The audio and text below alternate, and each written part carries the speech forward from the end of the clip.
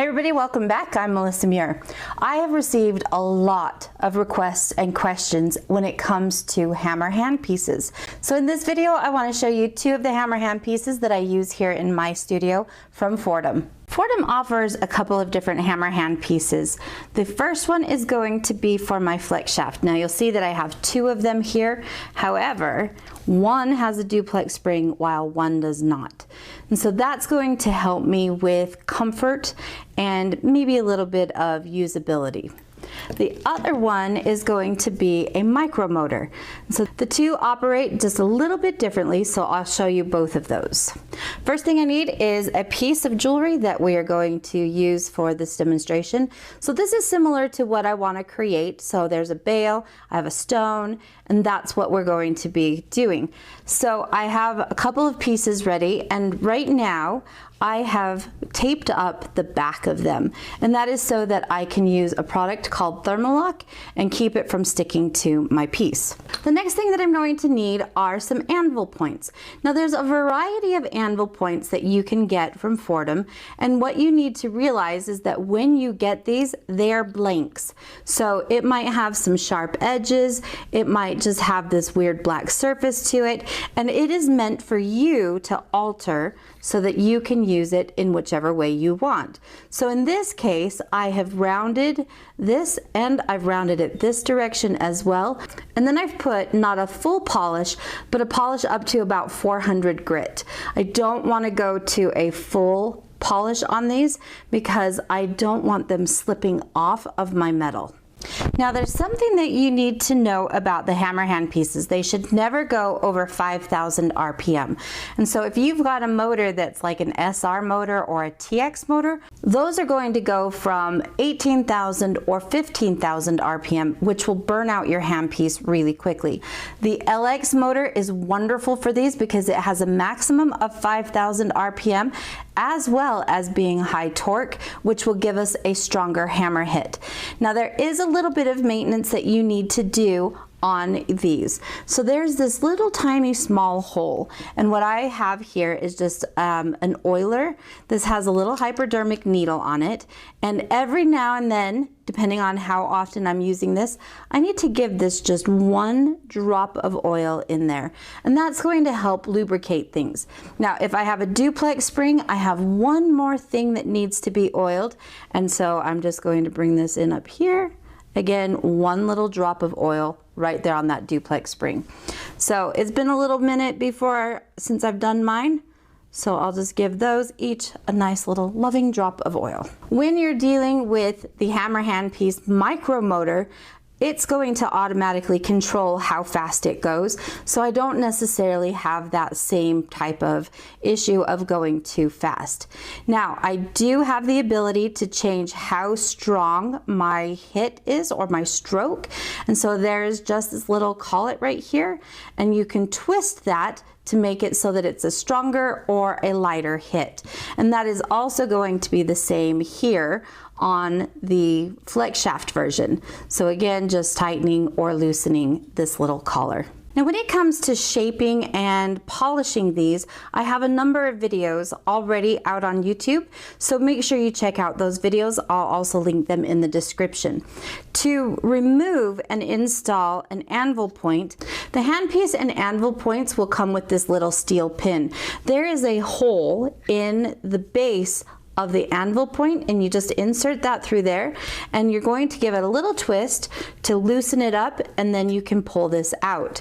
The next thing I'm going to do is just twist in the next one, and once I've got that into position, it's not enough to just hand tighten that, because as we get that vibration, it can knock itself loose. So I'm going to again put that pin in here, and I'm just going to give a nice little snug twist, not too tight, but enough to ensure that this is now installed nice and securely. So I now have my back plate mounted.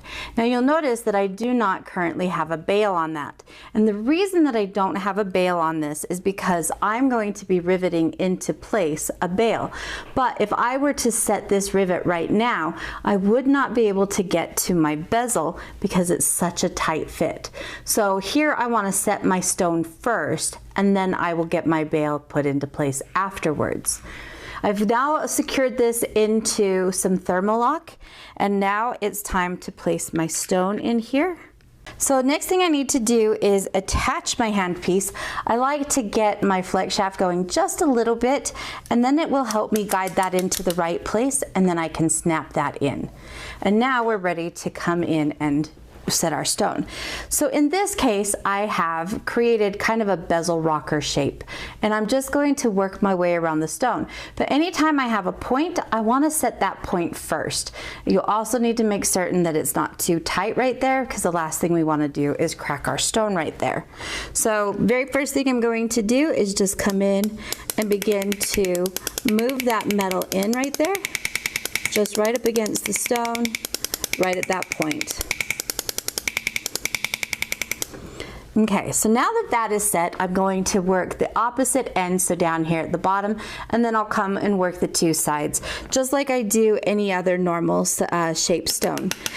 Anytime I have points, I want to make sure I set those points very first. So if I had 4, then I would have set 4 of them. If I had 2, then I would have set the 2 sides first. Okay, so now I've got 4 different points already set on this, and now I can begin to either, depending on how open or how much space I have, I can come in and fill in these spaces that close up these air pockets a little bit. And now I'm pretty comfortable with how everything fits. The thing I like about the hammer handpiece on the Flexshaft is that it immediately actuates as soon as I push on my pedal. That means that I can get this going and then just bring it in and gently touch the bezel, and it will push that down for me. So here I'm going to start at one side, and I'm going to go really slow. And some people go really fast. I like to go a little slower and a little more controlled. It depends on how you want to work on it. And here I'm just going to bring this around and continue to push this up against my stone, being careful to only hit the metal and not the stone itself. And now I've gone all the way around.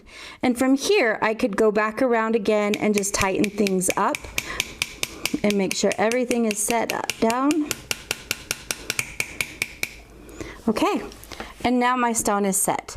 From here, I can take this over to my engraving station and bright cut my stone, and then I would be ready to put my bail on. For this one, I'm going to use the Micromotor, and the anvil point that I'm using is rounded. Now this started off and it was just completely flat, and so I've taken it and I've rounded it all the way around.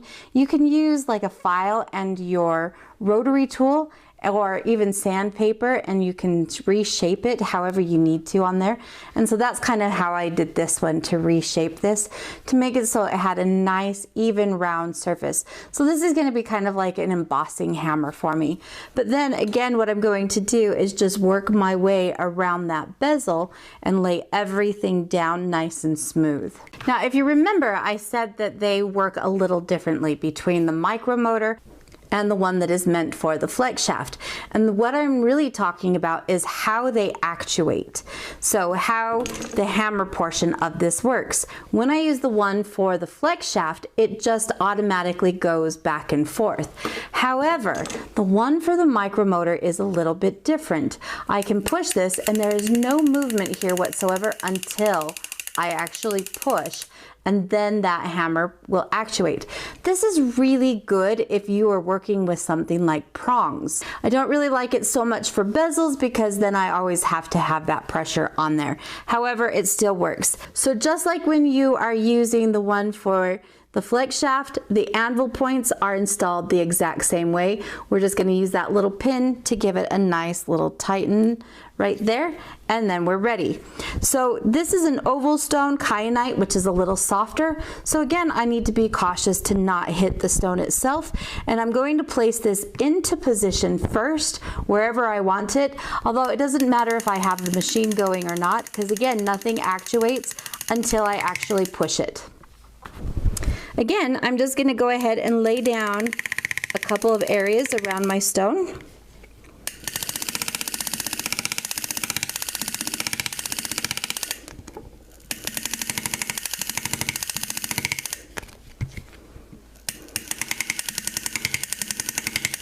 And then I will work again these different areas, and I work opposite sides of my stone.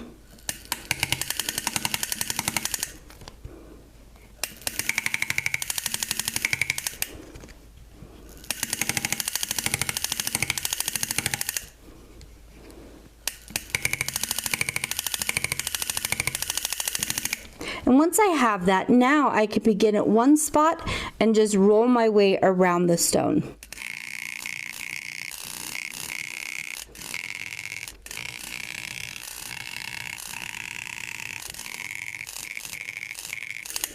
All right, once I've made my way around the stone, I can check to see if there's any pockets. One question that people always ask me is, does this leave a texture? Yes, because we are still doing a hammer and a punch type of motion. So yes, you can see there is a little bit of texture right there around that rim, and that will polish easily. Or you can take a burnisher and go around that. And then from there, I will also take my graver and do a nice, beautiful, bright cut around the rim of that stone as well. So those are the two hammer hand pieces that I use in my studio from Foredom. I like that LX motor. It gives me a nice strong hit, but again, I can loosen that up. I also prefer the hammer hand piece for the Foredom in my case when I'm setting bezels, because it will automatically actuate that. I really like the hammer hand piece for my prongs or when I need to move just a wire or something like that, because I can get it into position and then actuate it as I push on that. I hope that answers some of the questions that you have when it comes to the hammer hand pieces. If you have more, as always, just put those down in the comment section and we'll get back to you. Please, if you like the videos, make sure you give us a thumbs up, subscribe, and ring that bell so that you don't miss any notifications. And I'll see you guys in the next video.